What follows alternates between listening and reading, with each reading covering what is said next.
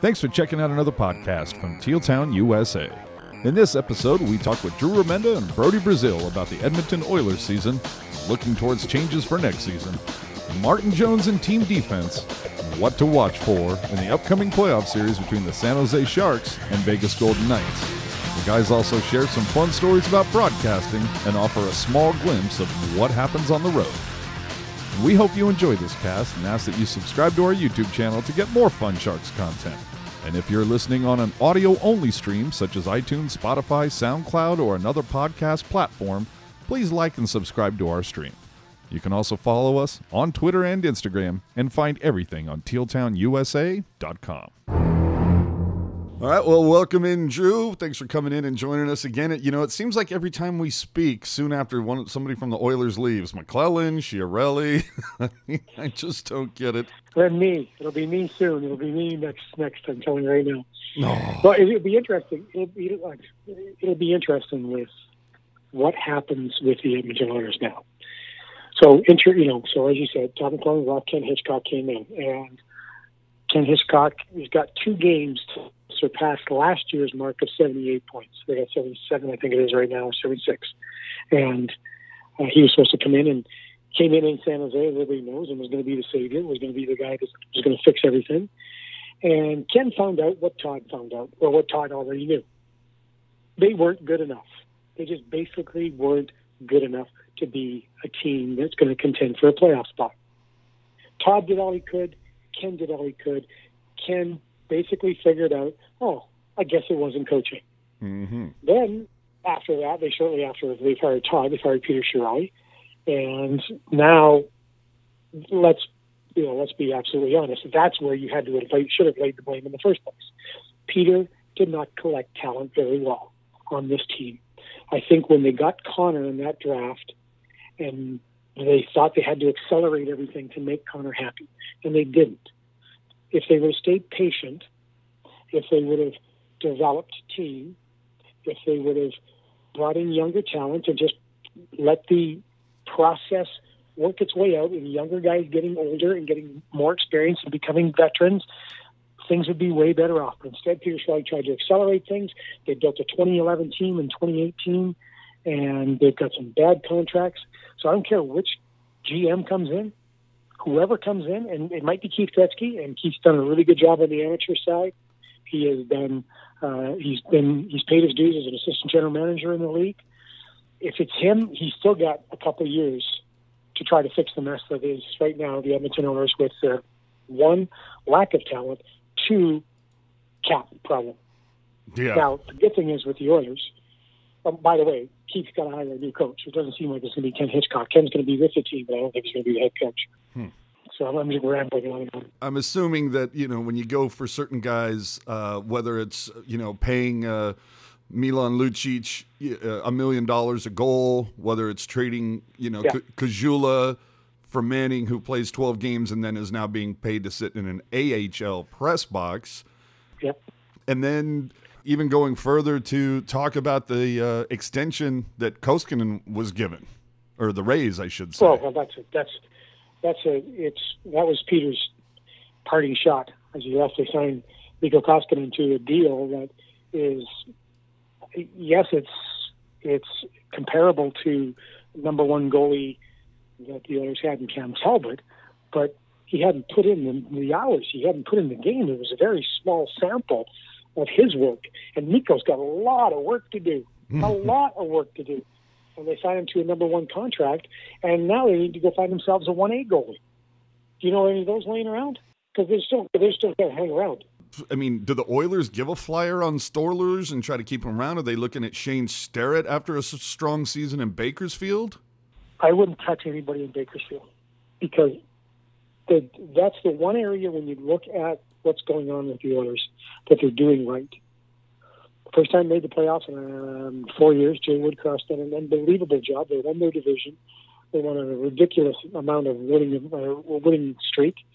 He and Dave Manson, Jay Woodcroft, Dave Manson, doing a great job. They're developing those guys. And I maintain that the road to Edmonton's got to go through Bakersfield. And I stole that line from David Poyle, who always said, the road to Nashville goes through Milwaukee. And on average, the Nashville Predators would keep their guys on the farm. This current roster Nashville has, this current group, with the exception of Craig Smith, everybody's spent significant time in the minors. 119 games on average with an average of 75 points. I didn't even do their I didn't even do their playoff numbers. So that's how you build a winning organization. Doug Wilson knows that. Ken Holland knows that. Everybody who's ever developed their team, everybody's ever built a team into a contender knows you've got to develop through your minor system and keep them on the farm for a good portion of time. So I wouldn't touch anybody in Bakersfield. I'd let Jay continue to work with them and then call them up as needed. But you're still going to leave you short up with the big team. Yeah, it's a long road back, AJ. It's just a long road back, and people are going to have to face that fact. Well, yeah, I mean, when you've got three guys in McDavid, Draisaitl, and Nugent Hopkins that are, bringing you over half of your offense, it's clear that, it's going to be a little bit of a process. And, you're not going to bring up Woodcroft tomorrow to coach a big squad, but let him grow, let him do his thing down there and see where it goes. I almost felt like last night in the second period between the Oilers and the Avalanche was almost like an encapsulation of this entire season. Koskinen gets his skate looked at, makes a Snow Angel save on the kill with a 2-0 lead, and then the wheels just came right off. Yeah, exactly, and that's what's happening. Todd McLellan, when he got to Edmonton, said he wanted to see the guys hold their cards a little longer and not just throw them in when things got tough. Ken Hitchcock basically said, we need to play with some maturity and some patience. You have to be willing to play the territorial game, which is a hard game to play, which is basically both those coaches are saying the same thing. Stick with it. Stay with it longer.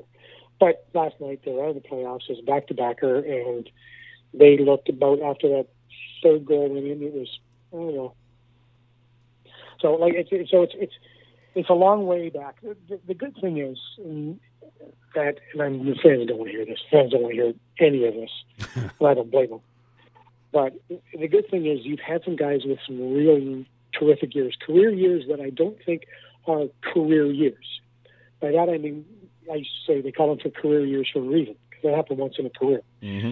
But I think you've seen real growth from Connor, Leon Draisaitl, Ryan Nugent-Hopkins, Darnell Nurse, Matt Benning. I think you've seen growth that I think will continue for the next couple of years. I don't just think they're at career years, but hell, I've been wrong before, Tom. So who knows? Well, now we got to get into the Sharks. We're joined by the birthday boy today. How are you enjoying it, Brodie? Give me some respect, Remenda. Get out of town. Wait a second. No. You're friggin' kidding me.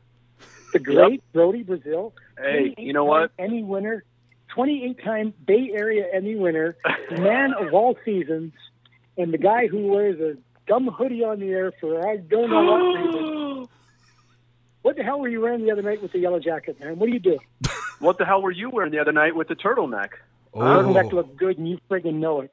It was John Wick. I was channeling John Wick, and you know it looked good. You make a career on being tie 99, and then now you dump ties entirely. Why are you trying to flip the script? What's going on? Exactly. You know what? I am continuing the downward trajectory of my career. I'm just going to start dressing casual now. Next year, Lululemons. That's it. Hey, I got your connection for Lululemon. We need to talk. We got to talk. Do you really? Okay, we're going to talk. Oh, yeah. Okay, good. Thank you.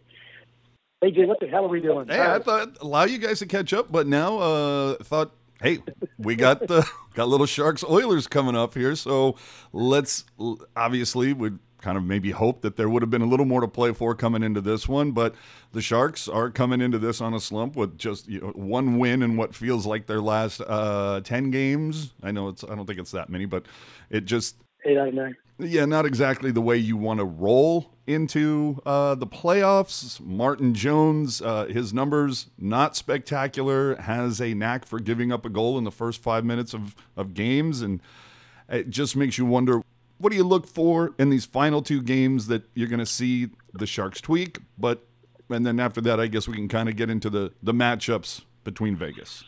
Maybe you want to take the first part of this one? Well, let me just, I want to actually use this thought. I'm glad you brought it up, AJ, because, on the drive into work, I was considering today, like even if the Sharks manhandle the Oilers 5-0, and I'm just making this up, I'm not suggesting, I'm hypothetically, and then even if on Saturday, let's say the Abs are in like a do or die situation to make the playoffs or not, and the Sharks manhandle them 5-0, so they outscore their opponents 10-0 in 2 games, right? Like you'd think they're on cloud 9. I'm not even sure those 2 wins in those fashions would be enough to totally have all the critics doing a 180 on how they feel about the Sharks right now. I mean, just a scan of what people are saying, what's on social. I want to hear what Drew has to say too. More so from a distant perspective than analyzing every game and every shift. But I feel like all of a sudden there's a lot of negativity around this team, and I'm not even sure that the 2 games in the regular season, like I said, even if you were perfect, that's going to erase it. So I think you just have to go on the hope that Pavelski last night has no ramifications. He remains healthy. That Karlsson taking warm-ups last night was indeed a step forward. It's not just for show. And that Karlsson can get at least a game in here before the playoffs to shake off the rust and get back up to game speed. I really feel like forget the wins and losses here in the last 2. Just get everybody healthy and try and mentally reset yourself for next Wednesday or Thursday. Because quite honestly, fair or not, this is all the Sharks were going to be evaluated on anyways, what they do in the playoffs. So that's how I'm feeling, Drew. I think your point about mentally resetting themselves is the key. And you're right. The last 2 games won't matter because the critics are going to be the critics. Right. Now, that room has gone through a lot, and those guys understand, especially like if you look at the 2 Joes, Logan, Brent Burns, Mark Edward Vlasic, Justin Braun, Brendan Dillon, those guys have been through a lot. Even Martin Jones has gone to the finals. So they haven't forgotten how to play the game. They just haven't played it very well lately. The one thing I would say is going into the playoffs, as you said, those 2 games aren't going to matter, no matter what they do. Going into the playoffs, what matters is that first game and how you play.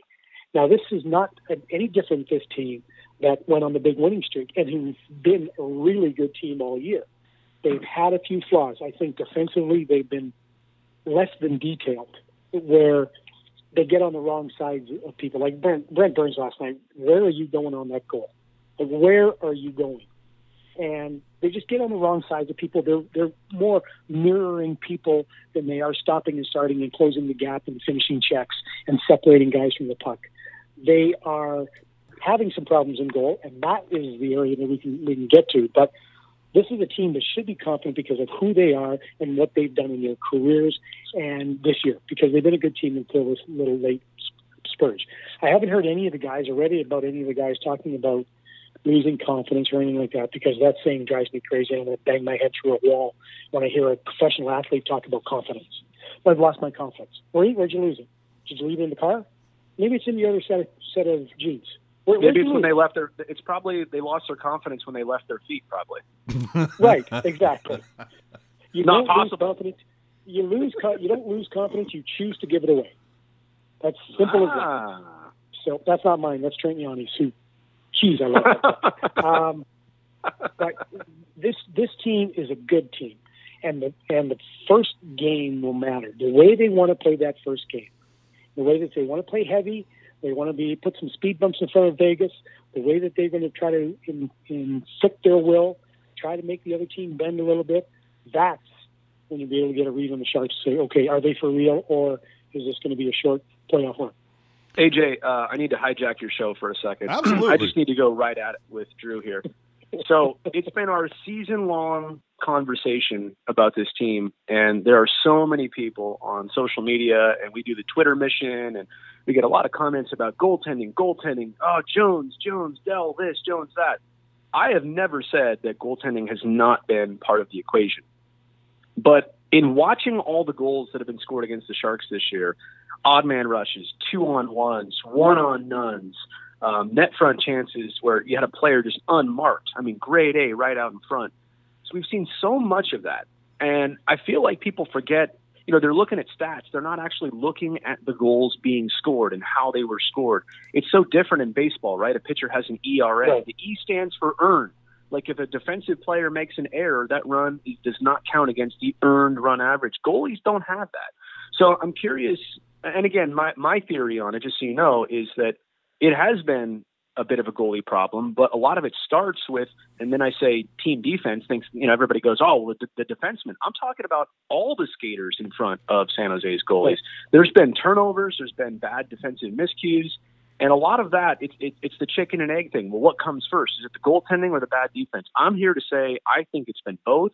And I don't agree with the notion that it's only one thing, specifically the goaltending. Well, you're right. That's why plus minus is such a dumb stat. You when you talk about team defense, like people say, you talk about defense. Now, Martin Jones needs to give you more saves. Simple as that. Sure. But the save percentage is an interesting thing. Our good friend Daryl Sutter used to say, save percentage really doesn't matter, but it's when you're making those saves that counts. Are you making the saves at the critical moment of the game? Are you making the save when it's a penalty kill? Are you making the save when it's a 2-on-1 or a 3-on-1? So you're right about the way that they have played. What kind of chances are you giving up? Like the goals have gone up. I think they gave up 39 in the last 9 games. So that's gone up. So why is that? Is that because every shot's going in, or is it because, as you said, Brodie, they're not playing defense the right way? Now, here's the other thing about team defense, is that team defense doesn't start in your zone. Right. Team defense starts when you get the puck. Right. And if you can keep the puck in the other team's zone and play defense by playing in the offensive zone, then you're doing something right. If you're cycling the puck, which that team should be able to do, if you're controlling the puck and not turning it over on entry points and exit points, if you are making sure that you stay on the defensive side, get the puck out, and then come in, use the middle of the ice and get it up the ice again. If you're able to play defense in the offensive zone, you're going to be better. And the Sharks have not been able to do that lately. And you're 100% right. If you grade the chances, A, B, C, D chances, where are the chances that are going in coming from? And why are they coming from there? And if you're just looking at the goalie, you're not addressing the problem. You're only looking at 1/3 of your problem. So I agree with you. Again, it doesn't have to give you saves that are monumental, but he can't let the ones go in that shouldn't go in. And that's where I think some people are being critical. And I've always believed, I shouldn't say I've always believed it, but I believed since Chris Osgood with the Detroit Red Wings winning Stanley Cups, that you don't have to be a great goalie, even though Chris was. But you don't have to be a great, exceptional Martin Brodeur, Dominik Hasek type goalie to win the Stanley Cup. You just can't let those ones in that's not supposed to go in. And then one series, you got to be the man. And Martin Jones has done that. He took them. He helped take them to the Stanley Cup final. He's a hell of a goalie. Sometimes goalies forget how to stop the puck. That's why you have goalie coaches. That's why you have video. Well, let me ask, one of the things that has come up during some of our shows is we talk about ratios. And I think it kind of falls similar into what you guys are talking about is for as many goals that you look that Jones lets in that you sit there and go, that's one he should have had. That's one typically he's going to have. What's the ratio between that and the goal that he absolutely was just, it was thievery. There was no way he should have made that save. Yeah, but that doesn't matter because the thievery we expect from goaltenders. And it's like, because it's the one, and Brodie, you and I have been through a lot of games together. We saw a lot of games where Sharks goaltenders let that one in and everything just sags. It doesn't matter the great saves because we forget those where you think you're supposed to make them. It's that one that goes through you, one goes through 5-hole that you just go, oh, man, and the bench just drops.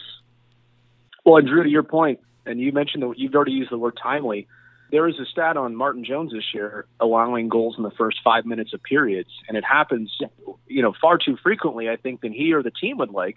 And not that, hey, you allow a first goal or a goal in the first 5 minutes of the game to the opponent, you have 55 minutes still to figure it out. That should not seal your fate. But playing from behind is obviously different. I would also say lately, we've seen the Sharks score a big goal, and then a minute or 2 or 3 later, give up that big goal right back, so. I'm going to quote Daryl Sutter again. You can't lose a game you can't win a game in the first 5 minutes, but you can still lose it. Yeah. And the other thing when you look at the aspect of the Sharks and giving up the next goal after they score, most important shift after you score is the next one. That's a sign of, as going back to what you talked about, Brodie, talking about You know, the way that the Sharks have been playing lately, and they just have not had that groove that they had earlier. That's part of being detailed mentally, and as you said, mentally resetting. And you've got to mentally be set every game. Stay in it all the time, every game. That's pie in the sky. Hopefully, you could do it for as long as you can, but you're not going to do it for 82 games. And this slump, or the way that they're playing lately, is coming at a bad time because you're rolling into the playoffs. But you know, there's not much you can do about it now. You move forward. Don't you feel, Drew, though, that like if there is a group in the NHL that can mentally reset, not all teams can do this, but like as long as you have Jumbo and Pav and Logan and Vlasic and Bernsey in there, and you know there's some other players that have also come in since, you know, obviously you haven't been around them every day, but I'm just saying, you know, the guys that have never changed and have always been this way, as long as they have that core in there, like they have the ability to do this, which is not common in sports, that a team could kind of detach themselves from where they've been. Peter DeBoer said they drive the bus, those guys. Yeah. Make his coaching job real easy. And they drive the bus around there and they show everybody, those guys, and we're talking about Joe and Joe, and we're talking about Brent Burns and Logan Couture, Mark Vlasic. Those guys are the guys that show everybody how it's got to be. And I believe 100% in my soul that those guys think they're invincible. And I'm not saying that as a derogatory thing. I'm saying that as a positive. That they are, because of what they've been able to do in their career, they're invincible. And if there is a group that can reset, and I do believe that this group can reset, I believe that 100%. I like the way Peter coaches. I think his attitude and the way he's not. There are a lot of coaches out there that could give a woodpecker a headache when guys come to the bench, you know, because they're all nattering at you, right? Okay? Peter DeBoer doesn't do that. Peter DeBoer doesn't have the iPad out as soon as you're coming off the ice. And I look at that team and I think, yeah, let's just, as you said, let the critics yell and scream all they want, but these guys that are their core, their leadership core, that drive the bus, they've been through it all. They'll figure it out. I still believe that. Do you know that DeBoer doesn't even talk to players, or he doesn't even really address the team on rights and wrongs after games? Because he said this a bunch. He would rather, you only get one chance as a coach to maybe push the buttons and get your message across. Yeah. He says he'd rather do it once he feels like he's totally wrapped his head around what happened and what to say and how to say it and how to deliver that message. So he's a next day guy. That's pretty refreshing. I got to be honest, because I think the human instinct is to go in there, rip him in the room, and have him sit on that all night. You know, he doesn't do that. Absolutely. So. But you know, it's Kevin Constantine. When I worked for Kevin, he did the same kind of thing. We didn't watch the game, even if we were on the plane or on the bus or wherever. We didn't watch the game right after the game. It was the next morning where we'd watch the game. And in fact, we were in Detroit. We lose. You know, we're up 3-2. We lose game 6-0. And you don't really change it. It was a 2-3-2 back then. So you don't really change your playoff. You don't really change your routine, right? So 8 o'clock the next morning, I'm waiting for Kevin to call me to come to his room, and we're going to watch the game because I was the video. So we're waiting, I'm waiting, and no call, no nothing. 9 o'clock that night, he phones me and goes, "Ready?" And I said, "Where the f have you been?" Because I went to the ball game. Because he was in the same boat. I said, "You did what?" He goes, "I went to the ball game." I said, "What the hell are you doing? We got a game 7 tomorrow." He goes, "I needed to get away. I didn't want to think about the 6-0 game. I needed to get away. Come up to my room. Let's watch the video." And I was, "Are you kidding me? It's 9 o'clock at night." He goes, "Yeah, I know. Get up here." And so, and you know, it's like you said, get away from it. Let it go. And guys don't want to hear it after a game. Everybody's all heated up after the game. We're all jacked up and Mountain Dew, and you know they just let it go. Just let it go and address it the next day. So I think it's smart by Peter. Yeah, right. Coming from a Drew Remenda who, after a bad broadcast, man, sometimes we had to talk you down out of the broadcast. I mean, you were those games where you just didn't have the telestrator right, or somebody told you that your tie was crooked after the fact, and we were like, "Drew, it's going to be okay. There's another game in 2 nights." Well, first off, my tie was never crooked. Second, what's a telestrator? I have no idea what that is anymore. I don't even know what that thing is. Oh, you know, has that usage eliminated or declined across the NHL? Because I was talking to somebody just earlier today, in saying that, I mean, and I watch obviously all of our broadcasts, but I watch all the other ones too, and I don't think the telestrator is barely employed anymore. Yeah, which is a shame to me. I think you should always take the opportunity to teach the game. Eddie Olczyk used it tonight on BC game. Does a really nice job of it. Jimmy Fox, LA. Not many guys after that. I've asked for one since I got to Sportsnet. Do they have those in Canada, or is that not technology not available yet? I think what I do is I draw on the screen. I draw on the screen with a Sharpie. You move the dust around on the screen. Yeah, exactly. Like I wet my finger. Here, look at this. They've had the telestrator in Canada. It's just at the end it's spelled R-E instead of E-R. That's all. Oh. No, it's spelled O-U-R. That's what it is. Telestrator. Wow. So, but going back to, talking about like what I was like after games, but that's what I was like as a coach too. That's why I lost. I was part of the coaching staff that lost 100 games quicker than they did in the history of the league. That's why you think I'm a friggin' broadcaster now. I won't say the circumstances, but on a road game, I once witnessed Drew attempting to walk back to the hotel from the rink. Again, I'm not going to say what got him heated, but we were like, Drew, come on, get in the car. Nope, I'm walking. Playoff game. After a playoff game. That the Sharks won. The Sharks won the series. I don't want to get into all the details. I'm just saying it happened. It's okay. Sharks won the series. I was so friggin' mad after that broadcast that I walked back to the hotel. I got a cab baby. But here, let me just state something right now. This is, and I'm telling you this because you're bringing up walking from the rink. I have now walked to every rink in the National Hockey League from every team hotel. Wow. The last two were Ottawa, which is about 6.5 miles from where you stay in Ottawa. Yeah. And Carolina, which was I just did it this month ago. Carolina is about 12 kilometers, so about 6 miles. Kilometers. What's that? Sorry. Well, it's what everybody else in the world uses except you guys. So I walked to every rink in the National Hockey League from the team hotel. That's my claim to fame. And the Bruno Mollies through the North Woods of Carolina, they were my dogs were barking by then. I'll just say that. Bruno Molly, he had to drop the brand of shoe that's his favorite. I mean, how hard do you have to pine for a sponsorship? I'm curious. Like, do you think they're going to hear this, or what are we doing here? I'm a Salvatore Ferragamo. Commentator suits by Jack Victor. Hey, I have some Ferragamos. What do you think about those, Drew? Are those noteworthy? A little heavy. Ferragamo's a little heavy for me. They are heavy. How did you know that? Yeah. Well, who are you talking to? Come on. I was gifted a pair of Ferragamos, and I was like, wow, this is... You think about.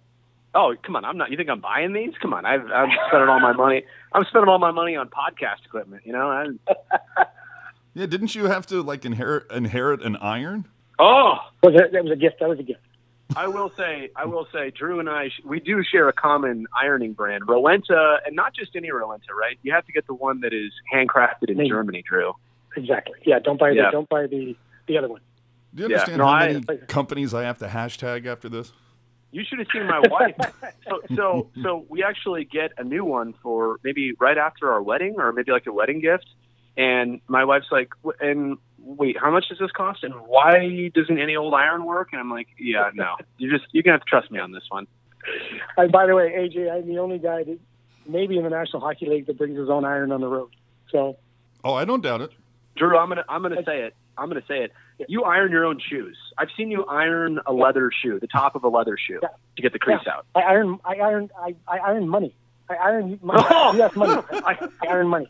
You told me to never say that. You told me to not. I've never said it. I've never said it. I iron money. Oh, you can't iron the Canadian money because if you iron the Canadian money, you just melt. But you iron a loony. Clink. So you're talking about a walk back to the hotel. I figured maybe you just didn't want to appear on that night's Sharks Late Night Confidential or something. To be fair, though, how far is the walk from the team hotel in Vegas? Oh, well, we say at the Four Seasons, so it's not very far. Not very far. And plus, that walk you don't mind. You know what? My favorite walk is actually in Glendale, Drew. That is a favorite walk of mine from the hotel to the rink. Not bad. You could throw a rock. You could throw a rock from that. What is it? A Renaissance? A Renaissance. Here's the kicker on that one. A Shark player, former Shark player, used to always take the bus. Oh, I remember that. He's no longer. He was signed as was he a free agent or a trade? Don't remember. Came in with high hopes and was often injured. I'll let you guess who that is. Took the bus. Honestly, it's a stone throw. Like, if you walk out the door of the hotel, across a gravel, not even parking lot, and you're there. Was it Mach 9? Mach 9, baby. Mach 9. Oh,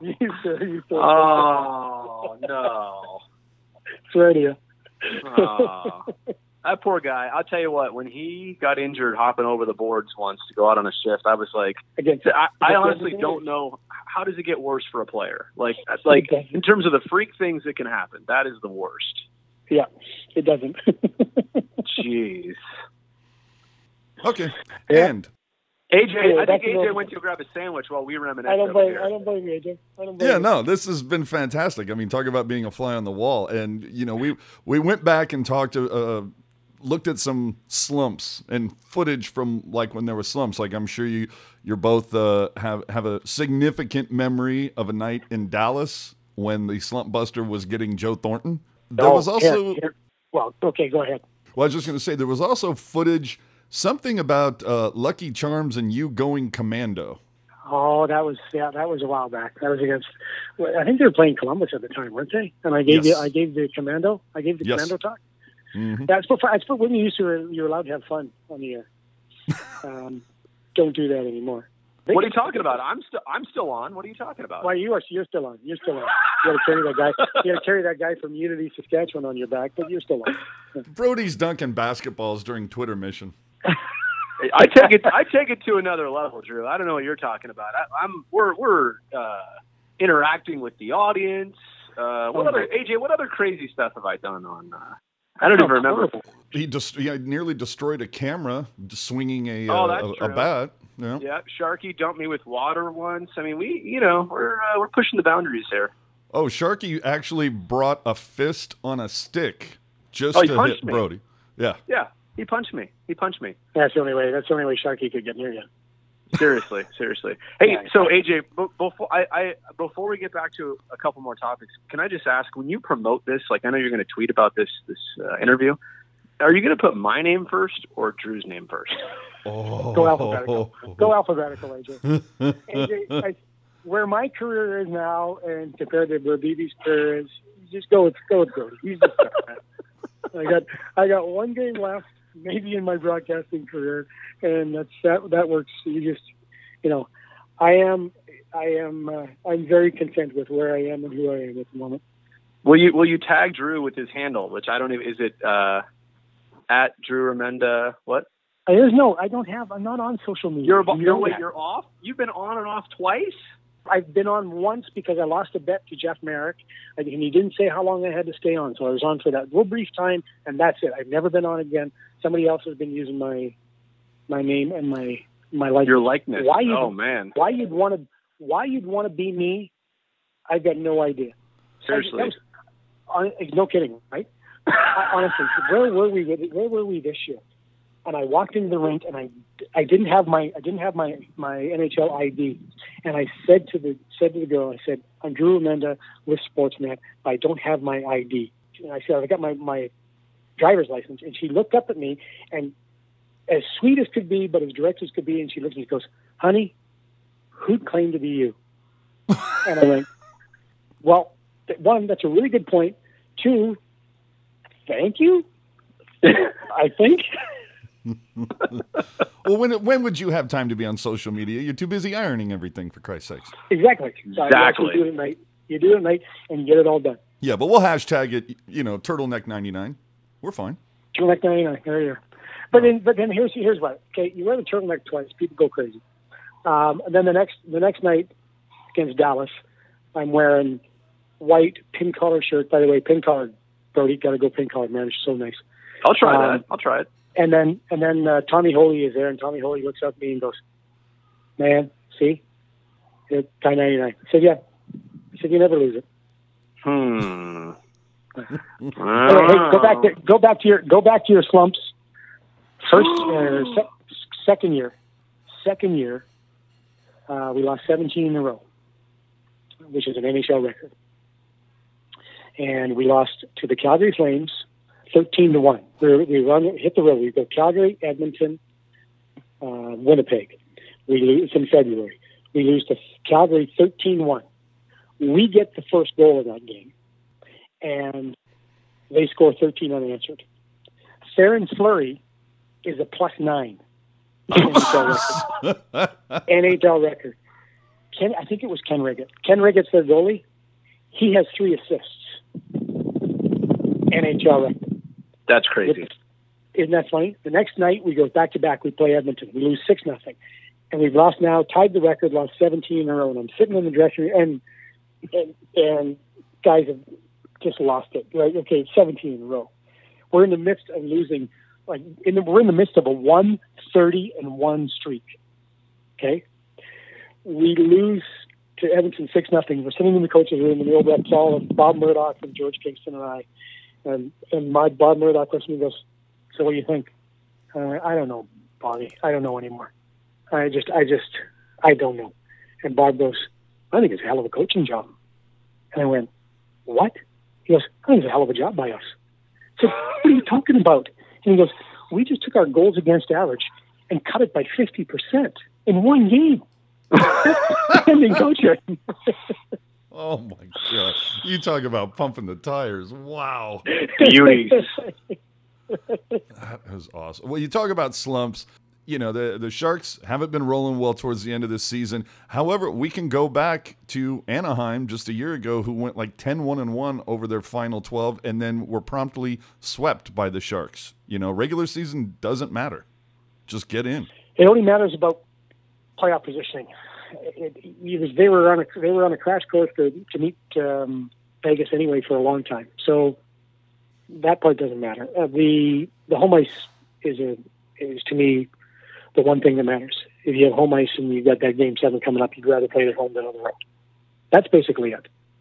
And go back to what Brodie said. Go back to the mentally reset. And if there's a group that can do it, a veteran group of guys, they can do it. You know what I think, Drew, is the bigger, maybe equally as big as getting home ice advantage and Game 7 is actually, to your point, starting the series on home ice, because I think that first period, that first game overall, really those first 2 games of the series, you know, if you're the Sharks, you're trying to, part of that mental reset is having success against Las Vegas in the first 6 periods. And I got to say, you know, looking back at the 14 games that the Sharks have played those guys in the last 2 regular seasons and 1 playoff series, I mean, with the exception of 1 4-0 Sharks win, they've all been really close or really one-sided in favor of the Golden Knights. So the way I see it is there's kind of a mental edge that Las Vegas is going to think they have. Whether they have it or not, they're going to come in with that swag, here's a new one for you, Drew, that drip they think they have. What's that? Yeah, that's a weird flex, bro. Oh, that's another good one. We'll school you up. I know stuff takes a while to get up to Canada, but anyway. I'm 56, man. I'm 56. I just think getting off to a good start and you know, obviously finishing the series if it goes to 7 in San Jose is huge, but starting the series in San Jose, I think, is also of importance. Agreed. It was boring, AJ. We were agreeing with each other, right? No, I like it because I want to know, how do you think the Sharks and Vegas are going to match up? We saw them in a playoff series last time. We saw them in a really good game just a week ago. And obviously there's some differences in things that you need to take into account. Erik Karlsson hasn't played in a month. Gus Nyquist was added, whereas Perron and Neal are out, but Stastny and Pacioretty are in. I mean, do the Sharks have enough speed? There are things to, get into this. We know what is happening. I mean, God love you for talking about the Oilers, but I think we need to get into playoff matchups now. Wow. He just told you to move on, Drew. He's telling you where to go.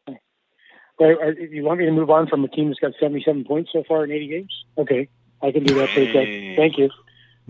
They don't have enough speed because Vegas is faster, period.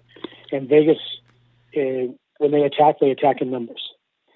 Vegas is a type of team that resets really well. And what I mean by that is that they come back, once they attack, they reset and attack again really well. They can turn the puck over in the neutral zone, turn the puck over in the offensive zone, and re-engage and re-attack the net.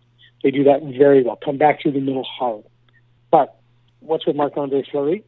He skated 2 days ago, skated today from what I understand. But you don't know how he's going to be. I still think that if you play a heavy game and put some speed bumps in front of the Vegas Golden Knights, you can have some success. And the Sharks played, as you said, a really good game against them again. I think that's the type of game you have to play. I think you got to muddy the waters a little bit against that team. Are you talking about Ryan Reeves conversation? Is that where you're going, or something else? Yeah. No, exactly. I love that. Ryan Reeves, but Pavelski didn't play versus Vegas, right? His first game was last night?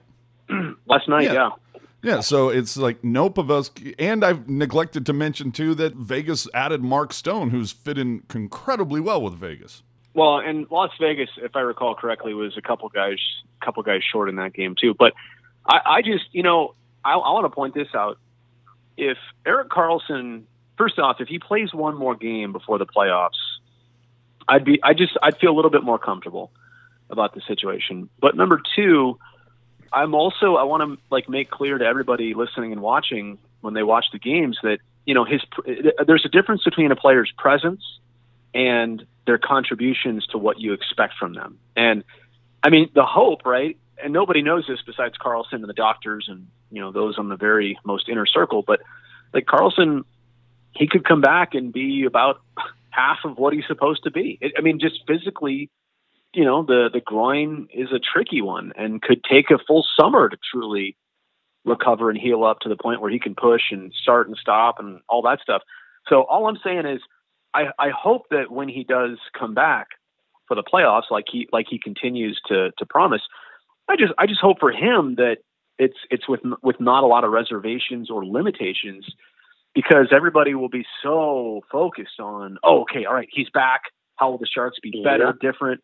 To sit and rely on him and say he's going to be the entire difference for the team, that's a lot of weight to put on a player if health is still a question mark. And again, I'm hypothesizing here. Only he truly knows. And maybe he doesn't even know yet. Only he will know where he's at in 5, 6, 7 days. Yeah, and you're right. And to get him up to speed and get the way the game is going now and just so fast. And as you said, the groin affects the lower abs. It affects other muscle groups that you've been favoring or been using because of your groin.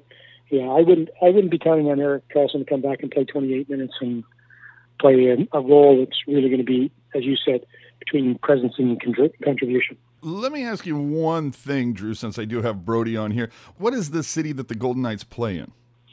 Yeah, Drew, you owe us about 300 push-ups because Curtis and I, you're saying we don't have enough fun. Let me tell you a little something here. Curtis and I, we don't agree on much, but we have bonded that the team of the Golden Knights cannot change the city name of Las Vegas. You don't just get to move in, start a hockey team and say, you know what, it's not Las Vegas anymore, it's Vegas. Did you get the email? I'm pretty sure every broadcaster got the email at the start of last season, but from the NHL that said, hey guys, their identifier is VGK and they are the Vegas Golden Knights, not the Las Vegas Golden Knights. Did you ever get that email? I never got that email, but I am. You don't have email, never mind. I don't have. We don't have computers yet, but I'm a staunch supporter of anything the National Hockey League sends me, and I will abide by whatever they ask of me to do. See, so on that rebellious note, Curtis and I have just, our rule is that if you call them Vegas, right, and you slip up on a show, you owe 20 push-ups, and so I have done my 20 push-ups on occasion. It's happened. First off, I do 200 a day. Because, as you know, I work out every day. I do 200 a day. And you know why? Because you can't be bald and fat. So, that's my motto, Britt. That's my motto. Wait, now, are the Pepsi still disappearing at a rapid pace? No, I down. What? You don't know? Yeah, I dropped. You went cold turkey off the Pepsi? No. So 2 years ago, I'm 197.7 pounds. 2 years at the beginning of April. So I phoned my friend Tom Downing from FIT in Los Angeles, California. Tom Downing, absolutely love Tom Downing. I said, Tommy, I'm fat, I'm depressed, I need some help. And he said, stop, big fella, you can't outrun a bad diet. How many Pepsis do you drink in a day? Oh. Like 8. Yeah. Nothing new. And so I cut it back. I'm currently at, I've been this now for quite a while, almost over a year. I'm 172, which is, honestly, that's fighting weight back when I was at Montana Collegiate High School in Saskatoon, Saskatchewan. 2 Pepsis a day, both in the morning, like my coffee, and then that's it. So, wow. Yeah. Good for you, man. Because the one thing I always noticed is when you would come back to the rink, and you're like, "Yep, just finished my second workout," and then I hear you crack a Pepsi open. I'm like, "What are you doing, man?" Yeah. It's like counteracting what you just did. Yeah. So so I'm down just to 2 a day, and so gotta keep my girlish figure. You call them pops still? Do you have a pop? Is that what it is? No.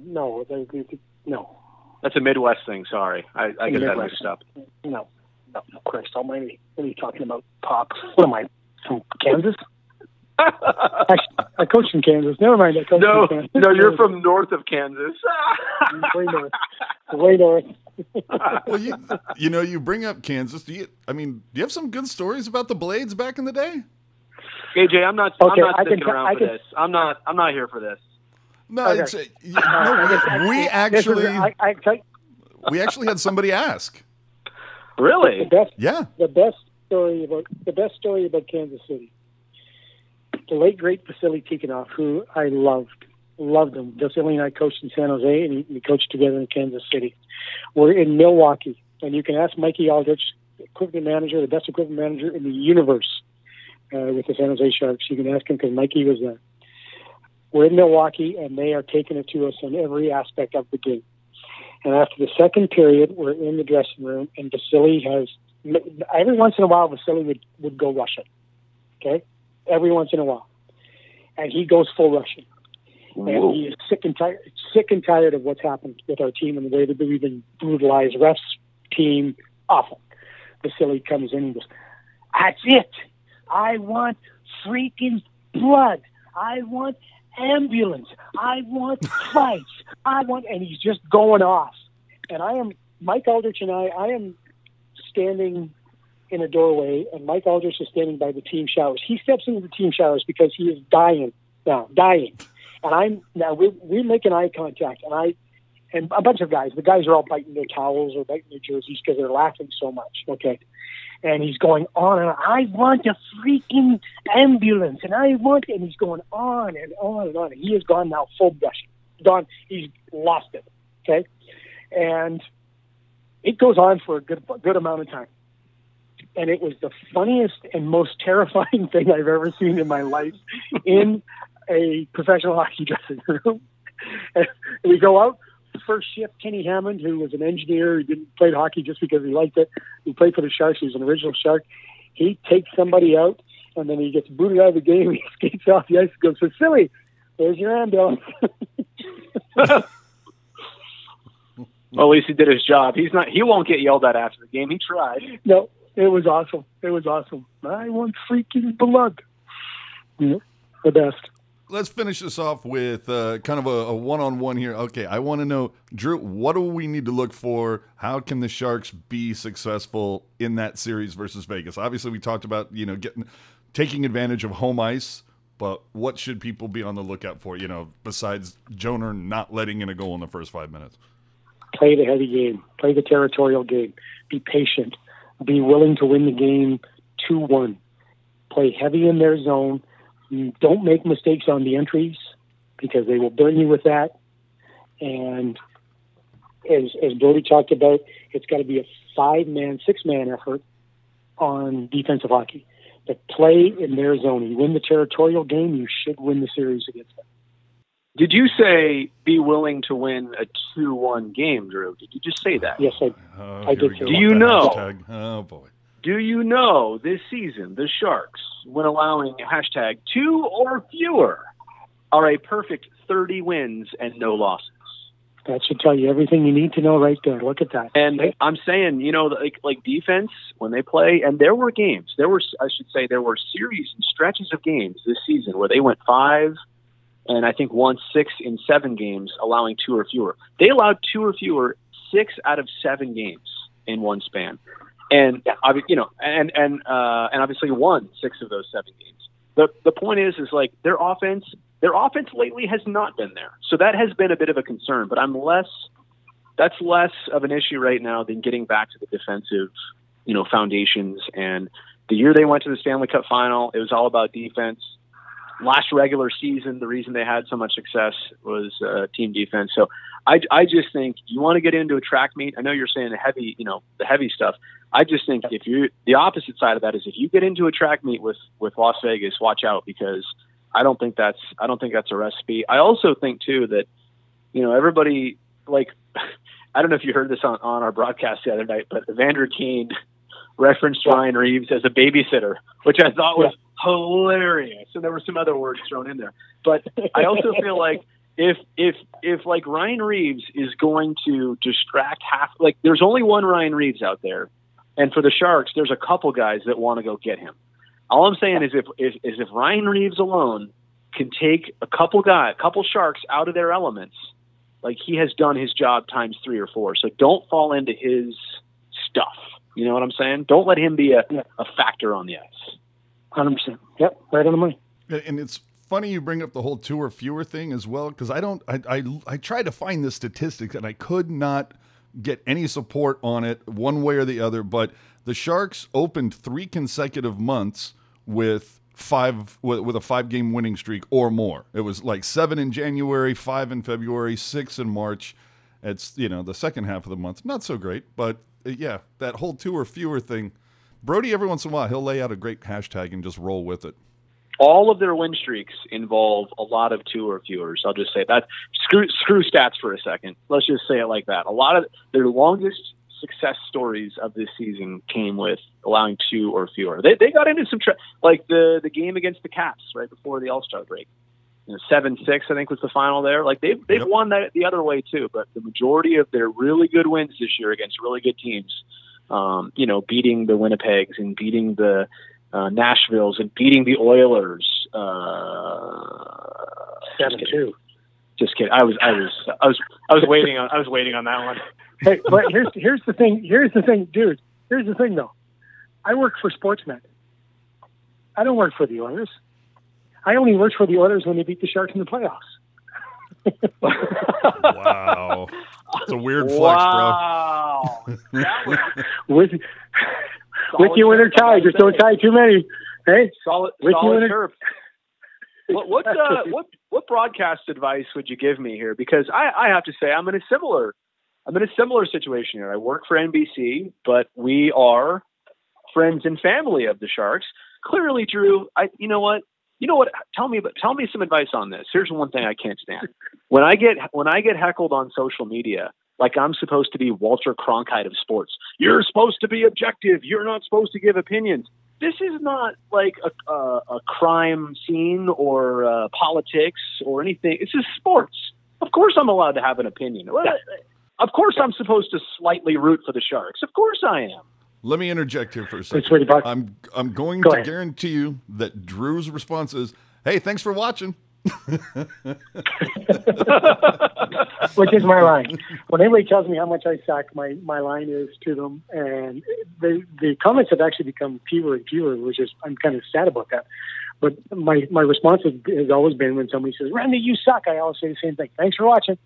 And I keep going. But with broadcasting now, that's the way it's going.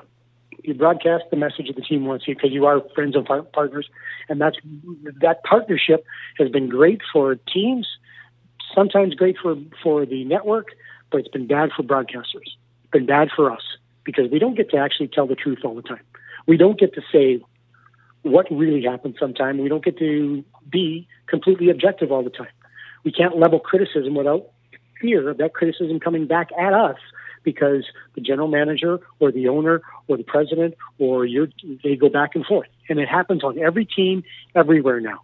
That's just the way the broadcasting business is. And when people get on you about not being, you're supposed to be objective. And I also I'm supposed to feed my family.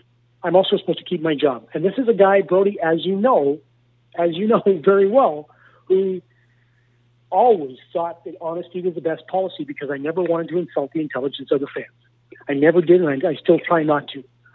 But when sometimes you don't send the message that teams want you to send and the partnerships want you to send, then you're looking for a job, and it sucks. And so that's just the way that broadcasting has gone. Unless you're the National Football League and that entity where they're pretty good about calling the game as it is, that's just the way the game is now, and this way broadcasting is now. It's less subjective, more team message, and you're broadcasting to the fans who are like-minded, who are cheering for the team and want to hear nothing but good things. And listen, we've all fought the fight, but it's tilting at windmills. It's tilting at windmills if you want to continue that fight. And trust me, from a guy who tilted at a lot of windmills when he was in San Jose, and that's just what happens. I'll just make my last comment as this. Actually, nobody really, and maybe because nobody watches any show that I do, because as soon as they see me, they're like, nope, not listening to that guy. No, honestly, I was actually more referring to people want sometimes me to be critical of something that I'm actually, like, they think that somebody's pushing my buttons like I'm a mannequin. Oh, yeah, you're doing it. Pull it. What's that? They're just not happy about what you're doing? They want me to agree. A fan will want me to agree with how they feel about something. And it's just not how I feel. And to tell you the truth, like I was saying, in my experience, nobody has ever said, don't say this or rethink your thoughts. It's never been that. Truthfully, it's never been that for me. And when I said the objective part, I mean, literally on Twitter a while back, I posted the whole run-in, let's say, that Zdeno Chara and Evander Kane had. And on social, fans from Boston, because I think, and my quote to Kane kind of rabbit punching Chara and throwing him down, was remind me not to mess with Evander Kane. Oh my gosh, I was the worst broadcaster in the world. I did post the entire fight, like literally 4 seconds later.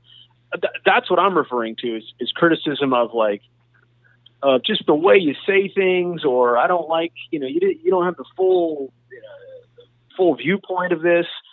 I'm only saying that, no, it's never, for me, it's never been somebody telling me something to say or not. It's been more about just the reaction of what is my true thought of something that somebody else didn't agree with. And I guess, I guess that's part of social in 2019 anyway. You're really finding that not everybody agrees with everything you say. So, are you telling me that social media is not an accurate barometer of what's really going on in the world? I'm shocked. I am shocked, and I don't know if I'll be able to sleep tonight.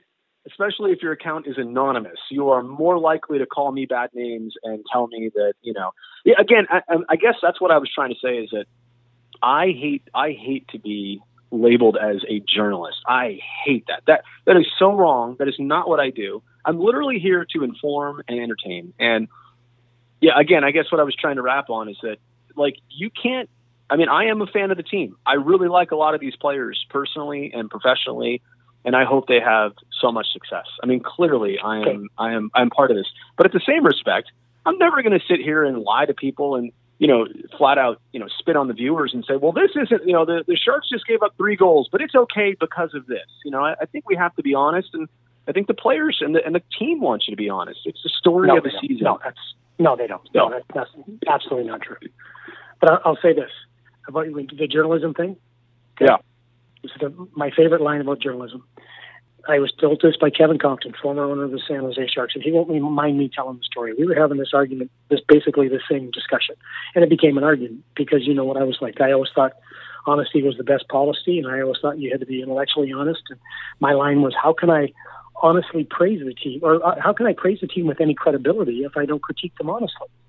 And he said to me this, when you bring up journalism, he said, you're not a journalist. Journalists fly commercial. Journalists stay in motels. Journalists make $50,000 a year. You are not a journalist. If you'd like to become one, keep doing what you're doing, and I can make that happen. Wow. Pretty good. And, you know, and I love Kevin, and Kevin's a very successful guy. And Kevin and I always had some very lively discussions about my broadcasting. But when he said that, I went, okay, good talking to you, Kevin. What are you going to say to that, right? I mean, that's they pay the money. It's their team, and there's a message they want out. I think it's more about the tone of your message than it is anything else. Well, and I think too. I mean, maybe you had it more from your current experience too, as an actual, you know, game broadcaster. But, you know, for me, I'm just the studio guy, and I'm telling you that nobody has ever, and I'm not like taking pride one way or another. I just trying to be transparent. Like, nobody has honestly ever said, do more of this, do less of this. And so I kind of like that. I mean, I like the fact that, maybe I'm in the right place, or I don't know. Yeah, you're in the right place. Or maybe somebody has just, you know, and you, I think you earn a little credibility sometimes, when you have something right, you know, and you don't need to, you don't need to burn any bridges to get it. So where were you 6 years ago and telling me that advice? Thanks a lot, Doug. Appreciate it. What? My phone is the worst. I didn't hear what you said, but my phone broke up and I missed whatever that was. So I said, where were you 6 years ago, Doug? That advice? Thanks a lot. Oh, I was celebrating. It's like, finally, get him out of here. He's gone. Get rid of that guy. Okay, AJ, I got to take my dog for a walk, for crying out loud. Can we go? Yeah, no, I've been trying to get in a couple lines, but you guys just go. Just Sorry. real quick. No. Just a couple things from the fan perspective is, see, at least Brodie has an outlook of, you know, you don't put on social media something that you wouldn't be willing to say to someone's face. And like he was saying, you know, unfortunately, the use of anonymous accounts and whatnot, it seems to encourage people to be probably a little more nasty than they should be. You look at the civil discourse on the Athletic website, because people are essentially paying to use it and are using their real names, and it's actual interesting discourse. Because like you were saying, a lot of these fans now, and if it's coming from the teams or whatnot, where it's like, you know, everything's sunshine, blow smoke up the fans' butts. It doesn't matter, because they want to live in this insular bubble where they're just right. They want to talk to their like-minded friends, and they can't be told that maybe their outlook needs to be reconsidered. They need to think of something different. But if people are going to lay into Brodie as being like slightly biased, that's when you respond with like the picture of you at 12 years old wearing a Sharks jersey going, you think?